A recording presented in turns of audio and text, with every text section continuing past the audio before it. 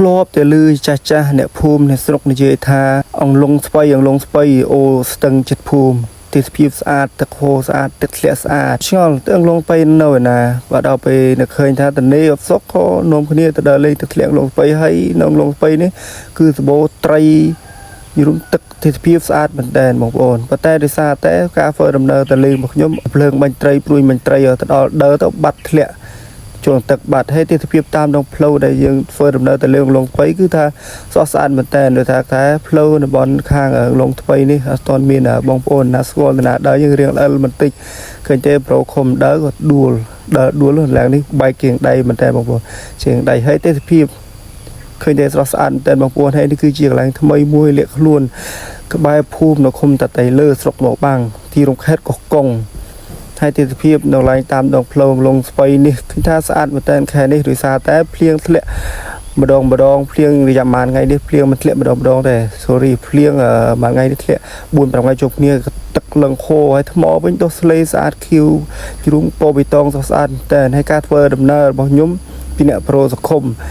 តែជួបបញ្ហាអីទេបងប្អូនថាឃើញទេសភាពទឹកហូរស្អាតមែនតើបងប្អូនហើយនេះជាលើកទី1ដែលខ្ញុំមកលេងលងស្បៃហើយលងស្បៃនេះពោពេញទៅដោយឈើធំហើយយូរមអុកដេផ្លែលវីហើយផ្លែលវីនោះដែរឆ្ងាញ់ណាស់បងប្អូនផ្លែលវីនោះគឺផ្លែលវីព្រៃហើយយើងហូបទៅမဲ့ទឹកខ្ទិះមកបងប្អូនគេថាតរៀនបន្ថងឯងបានមើលផ្លែលវីទេបងប្អូនណាគាត់ទៅផ្លែលវីនេះជាទីផ្សារមួយទៅលក់យីទៅ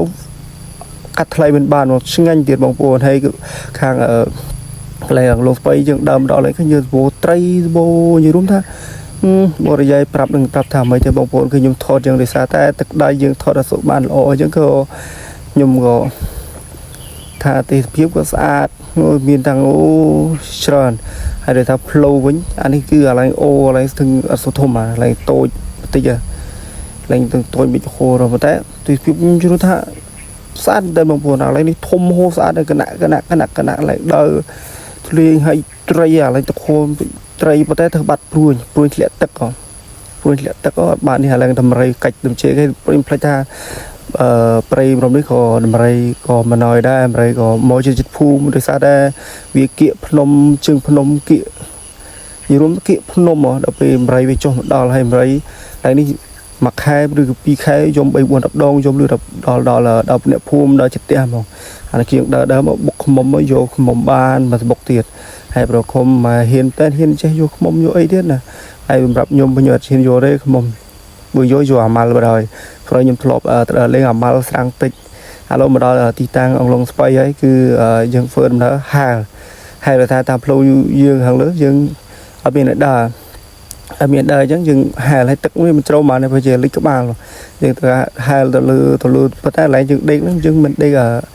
នៅកន្លែងលងស្បៃនេះទេបងប្អូនយើងដើរទៅលើដេកលើទេមិនមានដេករៀបហើយប្រូខុំមកខ្ញុំហាល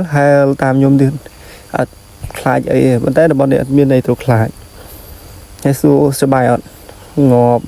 ខ្ញុំឆ្លើយថាសប្បាយព្រោះអីគឺនេះគឺជាទិដ្ឋភាពកន្លែងទឹកធ្លាក់មួយទៅតាមភូមិហើយក៏មានផ្កាមានផ្សិតមានទិដ្ឋភាពថ្ម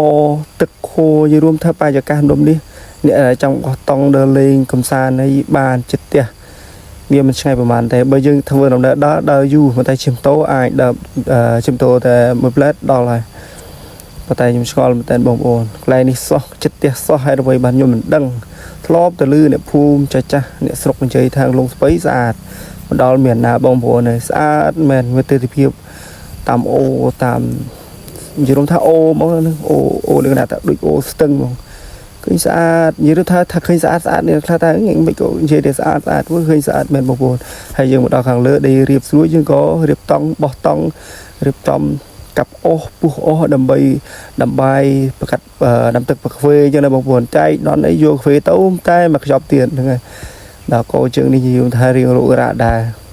ជើងណាក៏រោគរ៉ាដល់ពេលជើងនេះរោគរ៉ាជើងមុនទៀតយើងមានន័យថាផ្ដងកាត់ហ្នឹងចេះយកអាក្ដុងមុតគេក្ដុងគេចូលយកកាត់ភ្លើងដាំបានដាំបាយហូបនឹងទៅមានន័យដាំបាយហូបមានអង្គុយប្រែគ្នាពីពុកនេះក៏ឃ្លានបាយភ្លើងវាពីក្រូឆេះព្រោះអីនឹងរឿងពុកក៏យកបានអាលឹកព្រោះខុំហ្នឹងគេយកអាលឹកមកអញ្ចឹងក៏ដាក់លឹកម្នាក់ទៅរៀងបាត់ឃ្លានតិចហ្នឹងខ្ញុំទៅលឹកដល់ពីក្នុងព្រៃហូបទៅឆ្ងាញ់តែបងប្អូនលឹក đọc về dương bố plum bài plum chơi nhung có riêng đây chương đây ta dựng đờ màu tạm tức chứ có được trong tòng đây là bây giờ mà như được tòng rồi bây ấy có rồi không kì thấy đấy cái tiktok kia nó có nhiều được tòng hơi ấy chập đâm được hơi là heo bài ở và heo bái nhưng anh được tòng hơi đâm trên rom hộp chứ hay bàn hộp bài miền hộp ấy miền này cái răng tiệm được anh ơi pro không có độ cái răng tiệm nhung có chặt tê tâm đâm bay bột bò tâm bay kiếm đâm bay trà mi chung cái răng tiệm chứ hộp bây giờ miền này để miền này chân vẫn đấy hộp dương thằng chính anh dương ở miền này đã mi hay đặc răng tiệm trà chui lọp lên được cái hay có ăn này dễ clay ăn thấy có dương trong miền này để có được trong hộp bài chung kia đâm bay vô cầm lăng đỡ cho dục bàn tay chạy đó nơi bóng bồn đỡ cho dục nó miền để đi xa để tức về lòng bây giờ vạ đờ té ở đây này hay dùng coi bục cái niềm tin tôi nhớ đâm đấm trên một ná tôi slo hay cả đời slo nàyคือdương slo tôi sinh ngay bị phum sinh ngay ở bên này dựng đi anh ấy chụp sạt đây kia đó bóng bồn này sạt này bên đây giờ thợ ai vì thì chụp cái hàng đêm xa nước ở mà đây dù chặt xi con viên này hay dùng một đầu đó là điệp đó là lập một với nhà nên gì nhưng đi lập họ là những đẹp mình nó chụp cam của em mùi này mọi lúc chú khui vô cam của em đó co này bây giờ chụp cái của ba là gặp là ngày hai tray cái tuần chày